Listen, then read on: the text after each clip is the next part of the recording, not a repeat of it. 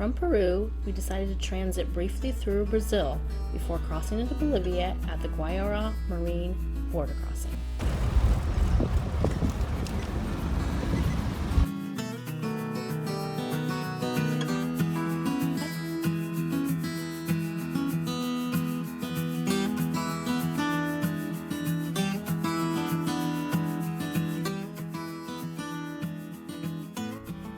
After several hours on the Bolivian side of the border, and with the help of a friendly Guyanese national, we finally made it to where we were going to stay for the night, Hotel Itauba. What are you doing? You can climb up there?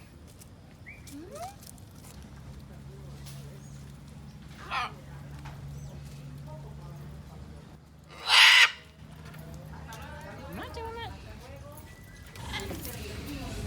You just throw something at him. I think they're throwing things at the great parrot. They're prejudiced.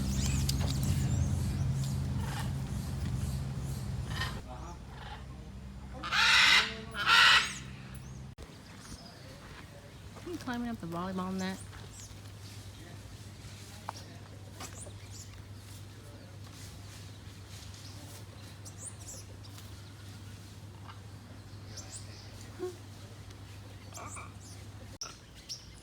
Two parrots on the volleyball net.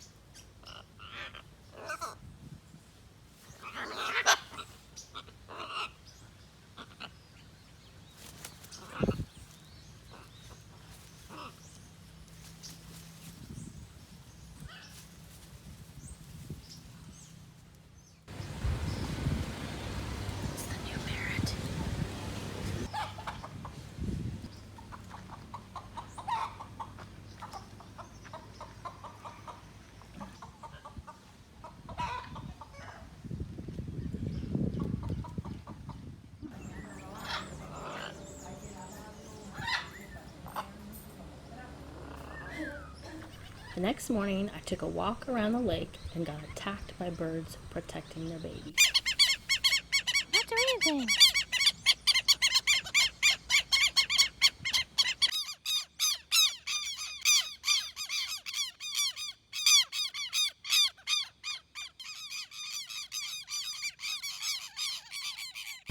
And then we started our Bolivian adventure with a 3-day drive over terrible roads where we saw an amazing amount of wildlife.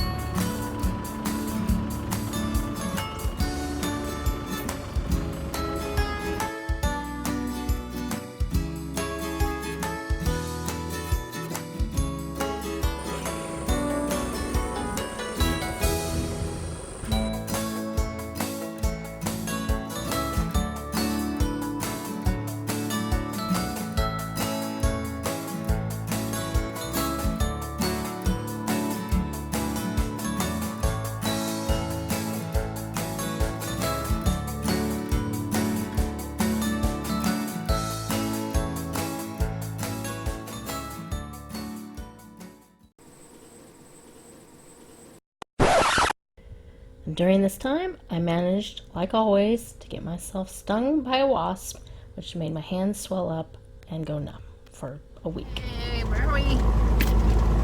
Well, we're supposedly going up the death road, so we'll see if we die. Actually, we had to check out at a police station, and then he was like, "Where are you going?" While Tim is looking for his papers, and I said, "Oh, we're going to the death road." And I said, "La Carretera de los Muertes," and he goes, "Oh." He said, "Be careful," and then he just let us go without seeing our papers. So I think he thinks we're going to die.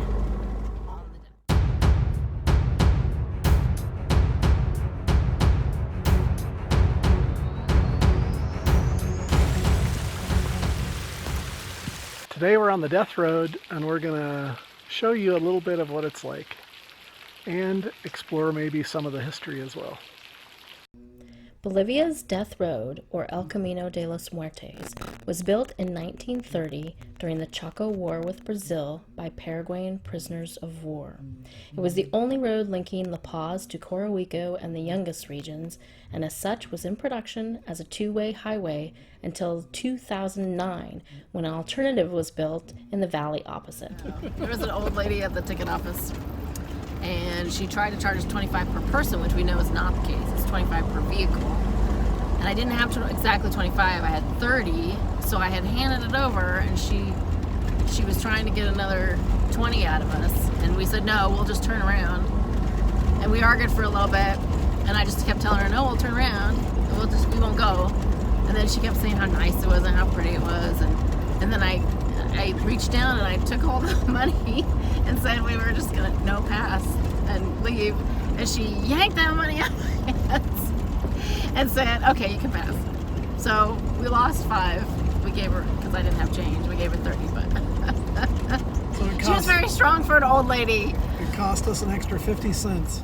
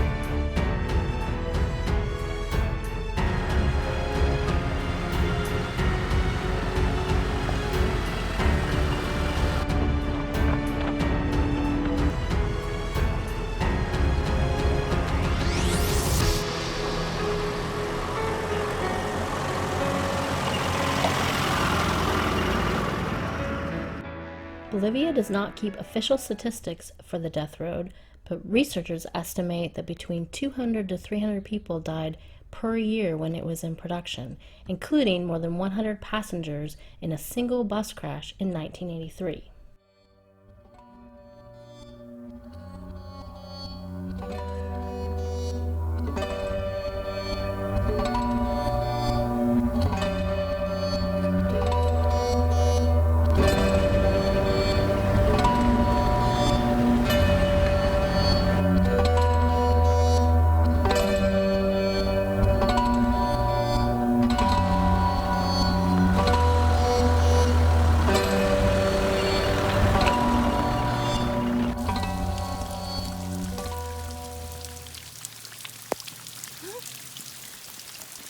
It's raining.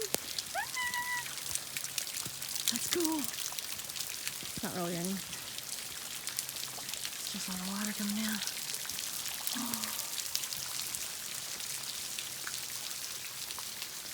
Whoa, cool.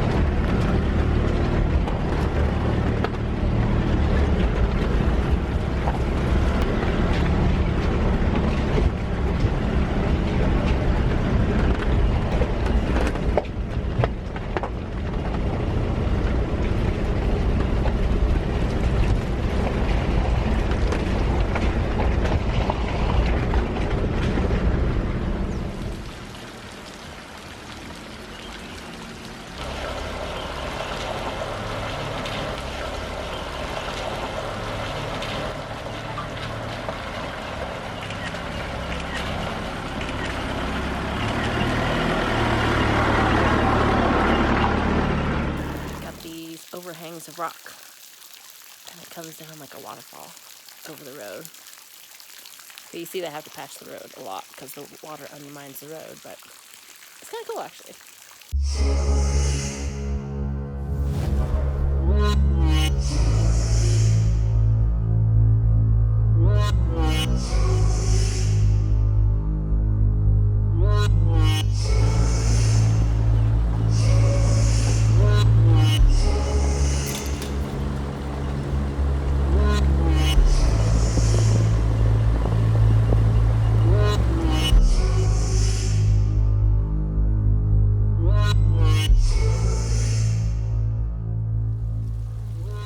From a different perspective, as we watch this van drive past, you can definitely see why there might be a lot of accidents on this road when it was a two-way production highway. Look at how narrow the road is. When two vehicles encountered each other going in opposite directions, one would have to reverse until they could pass each other safely.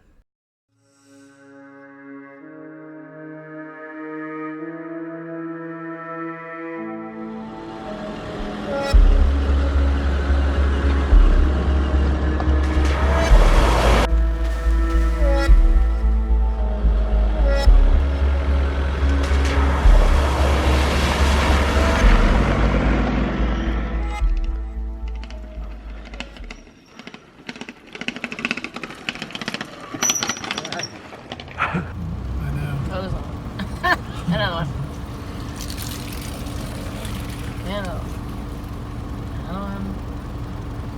Can't be more than 4 more. Now the Death Road is famous for its adrenaline-filled bike tours. Although unfortunately, the Death Road continues to claim victims, as 18 cyclists have perished here since 1998.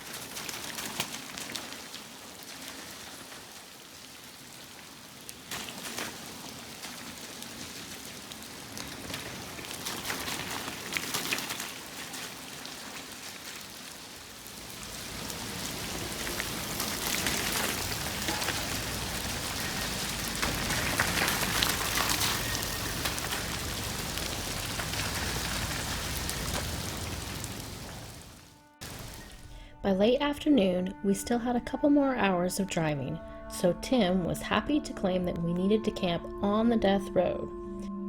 It didn't take us long to find a safe spot to set up Reggie, so Tim had time to break out the drone for some aerial footage of the Death Road.